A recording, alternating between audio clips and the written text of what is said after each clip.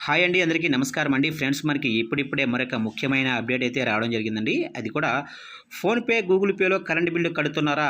RBI కొత్త rule ఈ రోజు నుంచే అమలు అంటూ ఇప్పుడే మనకొక అప్డేట్ అయితే వచ్చిందండి.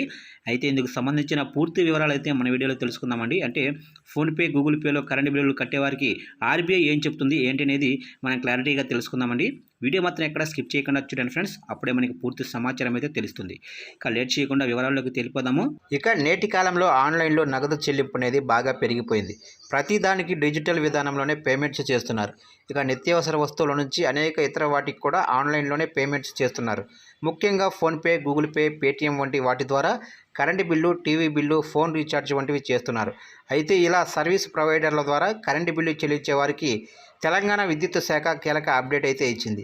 ఇక నుంచి వాటి ద్వారా కరెంటు బిల్లు చెల్లించడం సాధ్యం కాదని తెలిపింది. ప్రస్తుతం చాలామంది ఆన్లైన్ పేమెంట్ సర్వీస్ ప్రొవైడర్లైన గూగుల్ పే, ఫోన్పే, పేటీఎం వంటి వాటిని ఉపయోగించి వివిధ రకాల బిల్లులను చెల్లించేవారు. అంతేకాక ఆన్లైన్ షాపింగ్తో పాటు కరెంటు బిల్లు వంటి ప్రభుత్వానికి చెల్లించే నగదును కూడా వీటి ద్వారానే చాలామంది చెల్లిస్తున్నారు.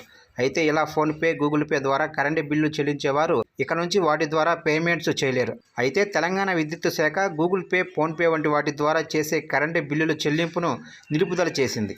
ఇక ఈ క్రమంలోనే విద్యుత్ వినియోగదారులకు టీజీఎస్ పీడీసీఎల్ కీలక సూచన చేసింది. ఆర్బీఐ ఆదేశాల ప్రకారం సర్వీసు ప్రొవైడర్లైన PhonePe, Paytm, Amazon pay, Google pay బ్యాంకుల ద్వారా కరెంటు బిల్లుల చెల్లింపులు నిలిపివేస్తున్నట్లు ప్రకటించింది. ఈ క్రమంలోనే నేటి నుంచి కరెంటు బిల్లులను టీజీఎస్ పీడీసీఎల్ వెబ్సైట్లోకి వెళ్ళి చెల్లించాల్సి ఉంటుంది. లేకుంటే టీజీఎస్ పీడీసీఎల్కి సంబంధించిన మొబైల్ యాప్ ద్వారా చెల్లించాలని కోరింది. ఇక మొత్తం ఈ నెల నుంచి కరెంటు బిల్లు కట్టేవారు ఫోన్పే, గూగుల్ పే వంటి వాటితో చెల్లించడం సాధ్యం కాదు. సర్వీస్ ప్రొవైడర్ల ద్వారా చేసే ఆన్లైన్ ట్రాన్సాక్షన్స్పై రిజర్వ్ బ్యాంక్ ఆఫ్ ఇండియా కీలక ఆదేశాలను జారీ చేసింది. ఇక వాటికి అనుగుణంగానే తాజాగా టీజీఎస్ పీడీసీఎల్ ఈ నిర్ణయం తీసుకుంది.